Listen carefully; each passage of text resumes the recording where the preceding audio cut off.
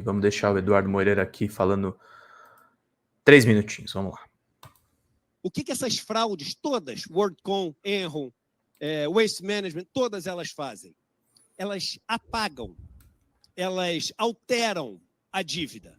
Então, nesse meu caso, se eu chego e falo assim, eu tenho 100 mil reais no cofre e a dívida some, eu falo assim, opa, então eu tenho 100 mil reais de lucro. E aí o que eu faço com esse lucro? Eu distribuo para os donos da empresa indevidamente. A lógica da fraude é sempre essa, esconder, diminuir a dívida para gerar um lucro que não existe. E aí olha que interessante o que acontece. Veja que normalmente uma empresa, ela para se financiar, só tem duas maneiras de uma empresa se financiar. Ou ela emite dívida ou ela emite ação. Não tem uma terceira maneira. Então ou ela chama sócios ou ela pede dinheiro emprestado. Com esse dinheiro que ela pega dos sócios ou emprestado, ela faz suas atividades, com suas atividades ela gera lucro e com lucro ela distribui dividendos.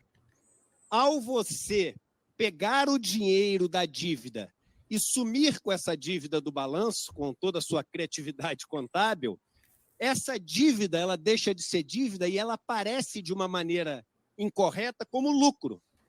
E você distribui. Então, na verdade, você encontra um atalho para pegar o dinheiro dos credores e distribuir para os donos da empresa como lucro. A fraude faz isso. Um dinheiro que deveria ser pago aos credores se transforma em lucro da empresa. Quais as consequências da fraude? Primeiro, e isso eu não ouvi sendo falado aqui até agora, isso é muito importante. Você gera uma percepção de valor da empresa que é irreal. As pessoas, ao olharem os resultados da empresa, elas acham que a empresa vale muito mais do que ela deveria valer. E isso tem um impacto direto em duas coisas. No preço da ação, que fica sobrevalorizada, e no custo da dívida. A dívida pode ser emitida numa taxa muito mais baixa do que deveria ser se as pessoas soubessem que a empresa não está tão bem. Quem é que sofre com isso além do investidor? A concorrência.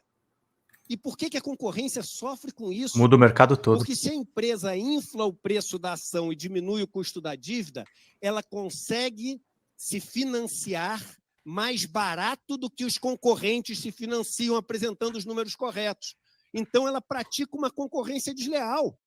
Os concorrentes das lojas americanas deveriam estar incomodados com essa fraude porque eles tiveram um custo financeiro muito acima das americanas que concorreu com eles de uma maneira desleal. Os compradores dos títulos de dívidas das empresas e das ações da empresa, eles foram durante anos enganados, porque eles compravam títulos de dívida e ações, achando que estavam comprando uma coisa, mas estavam comprando outra completamente diferente. E o número de investidores, e eu vou mostrar aqui para vocês, é da ordem de milhões de pessoas. A gente acha que é de centenas de milhares, mas vários desses investidores são investidores institucionais, fundos de investimento. Então, aquilo que aparece como um investidor é, na verdade, representado por dezenas de milhares de investidores. Então, aqui para vocês terem uma ideia, eu coloquei gráficos aqui, fica um pouco difícil de ver, mas a gente tem de lojas Renner, de Via, de Magazine Luiza e de Americanas. Aqui, em azul, é a ação de Americanas, o preço da ação de Americanas. Veja que Magazine Luiza foi uma ação que negociou a níveis mais altos, mas todas as outras tiveram valorização desde 2018 muito abaixo de lojas americanas. Ou seja, durante todo esse período, lojas americanas teve uma captação usando da sua mentira, da sua fraude, muito mais barata do que a concorrência. Aqui, para vocês terem ideia, esse é um documento tirado da B3 em Bovespa. Abril de 2022, Bolsa Brasileira. Antes da fraude, 146 mil pessoas físicas detinham as ações da Obrigado, empresa. Cleusa. Mas 563 investidores institucionais. E deixa eu dar um exemplo pessoal para vocês agora, porque isso aconteceu com os títulos de dívida, as debêntures também.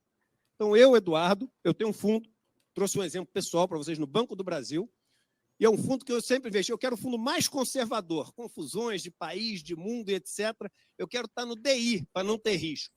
E o fundo rendia 104, 104, 108, 102, 103, como um relógio. De repente, em janeiro, 72% do CDI. Você consegue ver numa linha azul aqui, que é uma reta, ela tem um dente. Ué, de onde vem esse dente? Liguei para eles. O que eles tinham dentro do fundo? Lojas americanas. Então, esse fundo, por exemplo, é um fundo que tem 12 bilhões de reais de patrimônio. E essa diferença que parece pequena, multiplicado por 12 bilhões de reais, é muito dinheiro. Sabe quanto? Esse fundo aparece nas listas como um investidor lesado. Sabe quantos investidores tem esse fundo? 10.385. Um fundo. 10.385 investidores. E quem se beneficiou da fraude? Em primeiro lugar, os acionistas. É uma falácia, é um erro, o argumento de que, mas eles estavam no mesmo barco. Não. Eles perderam dinheiro também, a ação deles caiu. Veja que se a empresa ela teve esses resultados todos muito piores, e se ela hoje tem esse resultado, fruto desses resultados piores, o destino dela ia ser o mesmo.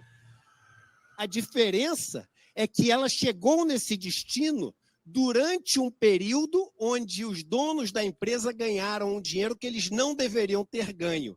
E ganharam muito dinheiro. E a análise da distribuição de dividendos da empresa, se não prova, deixa uma grande pulga atrás da orelha em relação a algo muito estranho que acontecia nessa empresa. Veja que quando você pega Magazine Luiza e Via Varejo, isso é uma reportagem do site Invest News, mas eu checo os dados depois e trago para vocês, todas as empresas têm distribuição de dividendos que oscilam muito, claro. Tem um ano que você tem um lucro melhor, tem um ano que você tem pior.